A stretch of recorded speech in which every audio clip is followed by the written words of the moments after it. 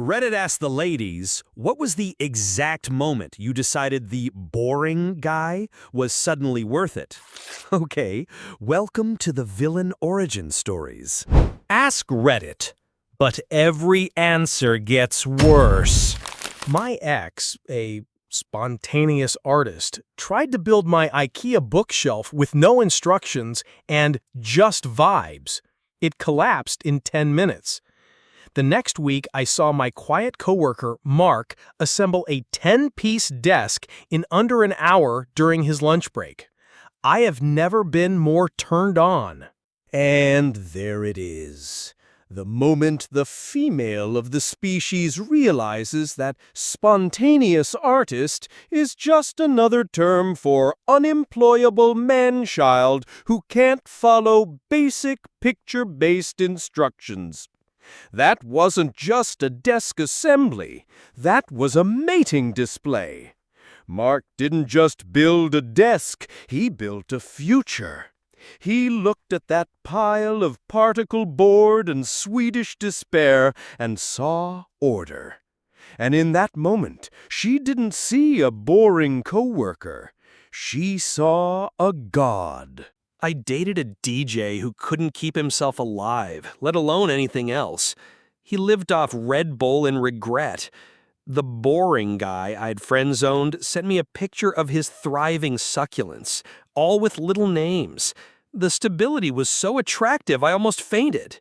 His name is Steve, and his favorite plant is Bartholomew. This one hits different. The DJ represents chaos, regret, and the lingering smell of Jaeger bombs. But Steve and his succulent army, they represent life. They represent stability. They represent the ability to remember a watering schedule.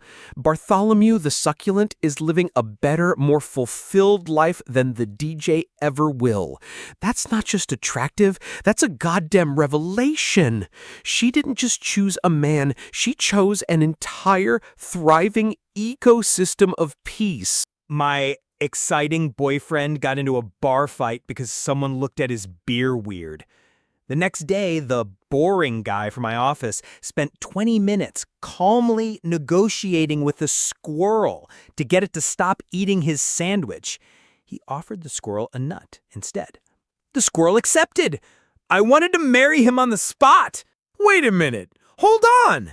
My brain can't compute this level of zen.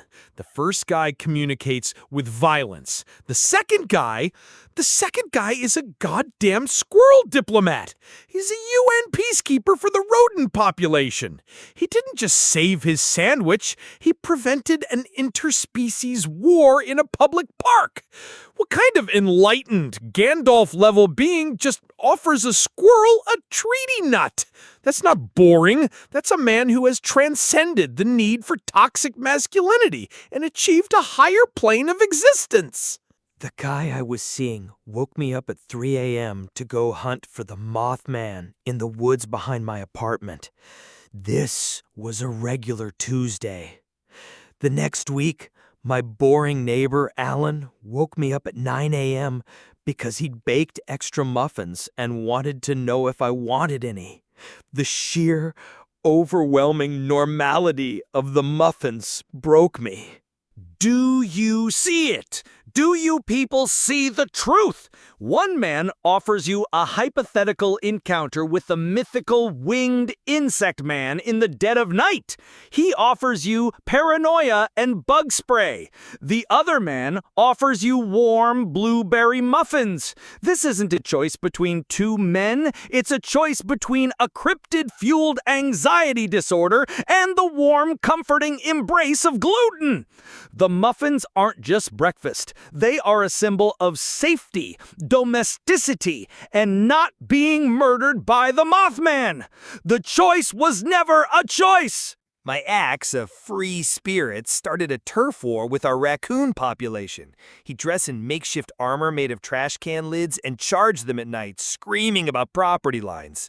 The moment I chose the boring guy was when I watched him silently take out the trash, then leave a neatly separated smaller bag of leftovers for the raccoons with a note that said, "A treaty."